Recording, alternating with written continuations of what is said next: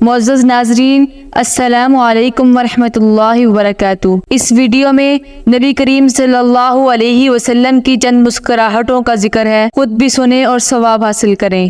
ایک دن رسول اللہ صلی اللہ علیہ وسلم چند جان نثاروں کے ساتھ تشریف فرما تھے۔ کسی نے کچھ کھجوریں آپ صلی اللہ علیہ وسلم کی خدمت اقدس میں تحفتاً بھیجی۔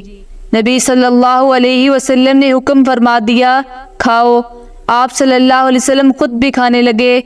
اس محفل میں شیر خدا سیدنا علی المرتضیٰ رضی اللہ عنہ بھی تھے، جو ان میں سب سے کم عمر تھے۔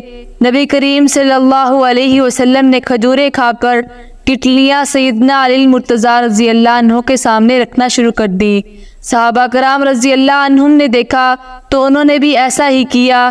جب کھانے سے فارغ ہو گئے تو رحمت العالمین صلی اللہ علیہ وسلم نے فرمایا، بتاؤ سب سے زیادہ کھجوریں کس نے کھائی ہیں؟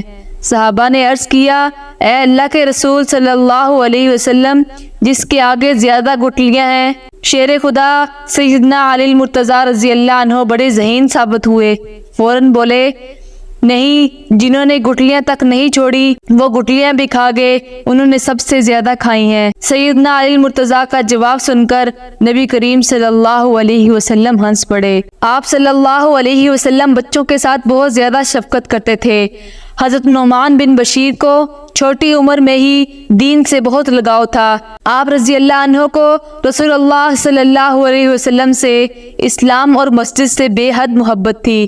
آپ رضی اللہ عنہ حضور صلی اللہ علیہ وسلم کے ساتھ بعد جماعت نماز پڑھتے، منبر کے پاس بیٹھ کر آپ صلی اللہ علیہ وسلم کے ارشادات سنتے۔ ان خوبیوں کی وجہ سے نبی صلی اللہ علیہ وسلم بھی ان سے بہت شفقت فرماتے۔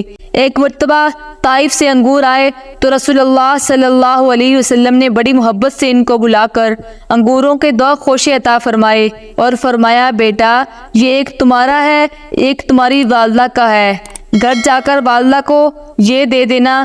حضور صلی اللہ علیہ وسلم کے یہ ننھے صحابی آپ صلی اللہ علیہ وسلم کا تحفہ لے کر چلے تو اپنا حصہ راستہ میں ہی کھا لیا، مزہ آیا تو اپنی والدہ کا حصہ بھی راہ میں ہی ہضم کر گئے۔ کچھ دن بعد رحمت عالم صلی اللہ علیہ وسلم نے پوچھا، کیوں بیٹا، انگوروں کا خوشہ اپنی والدہ کو دے دیا تھا؟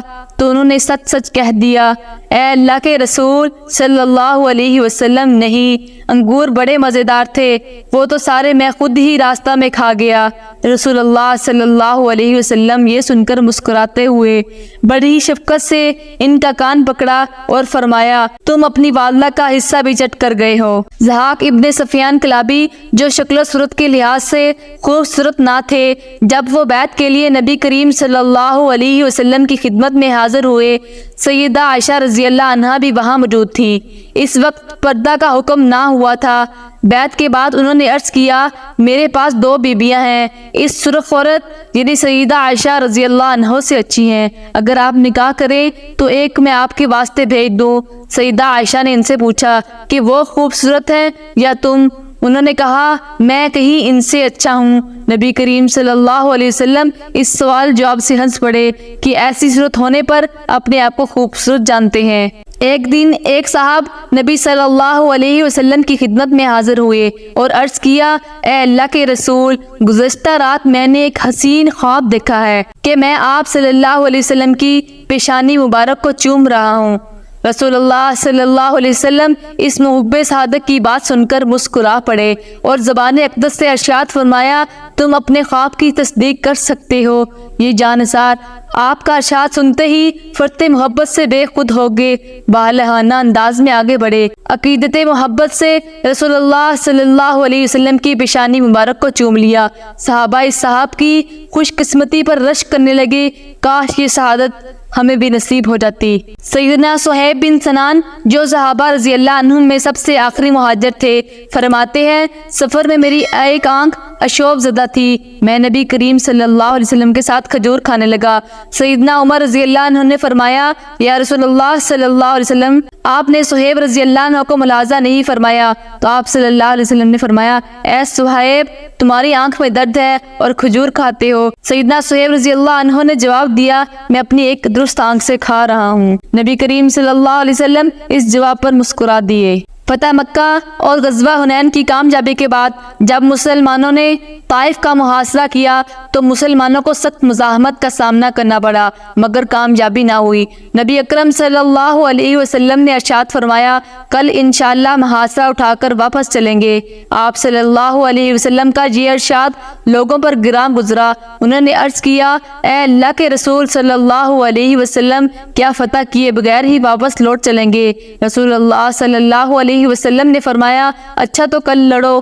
چنانچہ دوسرے دن مسلمان پھر لڑے تو فتح کے بجائے الٹے بہت زخمی ہوئے۔ آپ صلی اللہ علیہ وسلم نے پھر فرمایا کل انشاءاللہ محاصرہ ختم کر کے واپس چلے جائیں گے۔ اس دفعہ لوگوں نے واپس لوٹنا بخوشی قبول کر لیا۔ عرض کیا کیا ٹھیک ہے جو آپ صلی اللہ علیہ وسلم کا ارشاد ہو؟ صحابہ کے اس جواب پر رسول اللہ صلی اللہ علیہ وسلم مسکرا پڑے، کہا اب مار کھا کر بات مانی۔ سیدہ ام قیس رضی اللہ عنہا کا لڑکا فوت ہو گیا۔ وہ اس قدر بدحواس ہو گئی کہ بیٹے کو غسل دینے والے سے کہنے لگی میرے بچے کو ٹھنڈے پانی سے غسل نہ دینا ورنہ یہ مر جائے گا۔ نبی اکرم صلی اللہ علیہ وسلم کو اس کی خبر ہوئی تو مسکرائے، ان کی طویل عمر کی دعا دی، چنانچہ انہوں نے تمام عورتوں سے زیادہ عمر پائی۔